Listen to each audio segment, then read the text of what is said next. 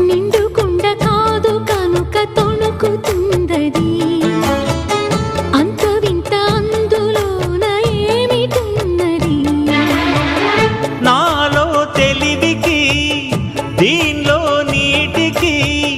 పోలికే గుళుకు గుళుకు పలుకుతున్నది అమృతం లాంటి హృదయం నీది అంతకన్నా వేరే వరమేది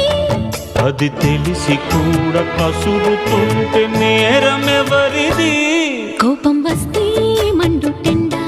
మనసు మాత్రం వెండి కొండ వాన మబ్బులాంటి వాటం నీదయా ఏంటో నాకు తెలుసా మంచి చెడ్డ నువ్వు చెబితే నేర్చుకుంటా